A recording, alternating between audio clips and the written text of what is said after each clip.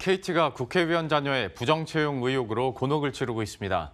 검찰이 당시 인사 업무를 담당했던 전직 임원을 구속하는 등 수사가 계속되고 있는데요.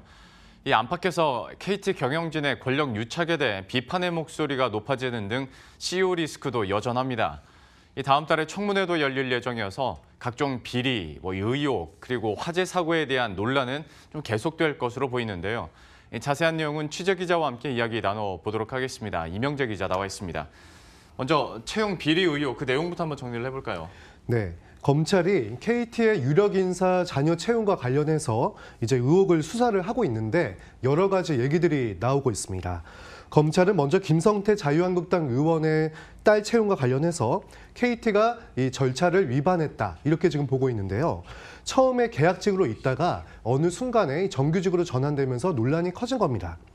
검찰은 지난 2012년 하반기 공개 채용에서 김 의원의 딸이 합격을 했는데 조사한 결과 1차 전형인 서류 전형 합격자 명단에 없었음에도 이 절차를 무시하고 통과시킨 내용을 확인을 했으며 당시 인사 업무를 총괄했던 전직 KT 임원을 구속하기도 했습니다.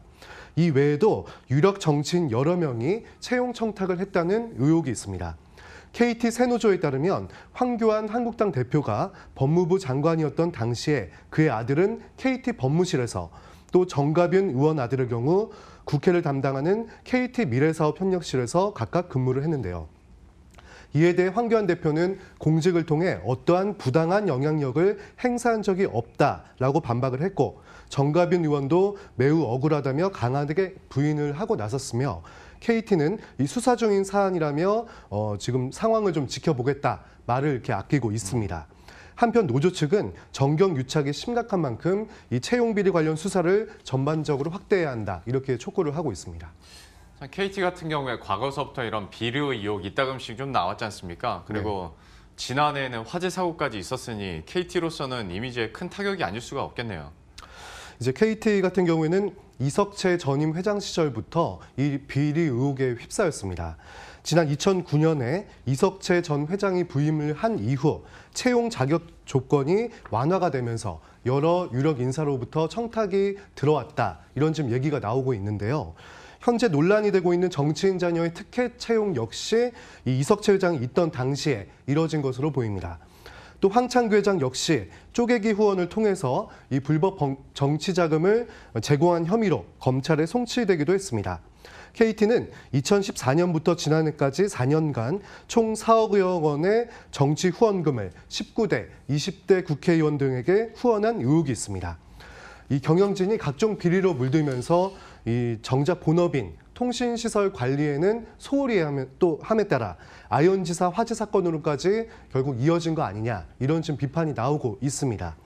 통신구 화재로 인해서 서울 5개구를 비롯해 경기 지역까지 장기간 동안 통신장애가 발생을 했고 또 소상공인들이 막대한 피해를 입는 등 국민들의 불신이 높아졌습니다. 예.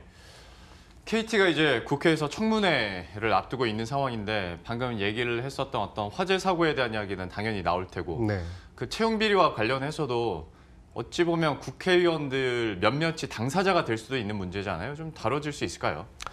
이제 다음 달 4일 예정인 청문회를 통해서 이 통신구 화재 사고에 대한 원인을 이제 정확히 규명을 하고 또 KT 측이 부실하게 관리했다 이런 책임도 묻겠다는 건데요. 예.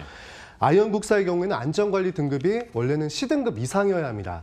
근데 KT가 가장 낮은 D등급으로 분류를 했고 정부에 허위 보고를 한 것으로 드러났기 때문인데요. 또 국사를 통폐합한다는 이유로 이 신촌국사를 매각을 하고 관련 통신 설비를 아현으로 모두 이전을 시키면서 시설을 과도하게 한 곳으로 집중했다는 논란이 또 있고요. 이와 함께 각종 건물을 매각하면서 부동산 투기 의혹도 계속 불거지고 있습니다. 이 밖에 또 지역 소상공인에 대한 이 구체적인 피해 보상금도 아직 지급이 되지 않았는데요.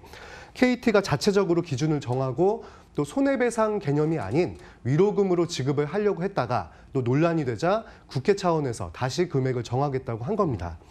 이 적정 금액을 놓고 KT와 소상공인 간 갈등이 깊어진 상태여서 이후에 얼마나 또 이제 합의가 됐을지, 조정이 됐을지는 의문입니다.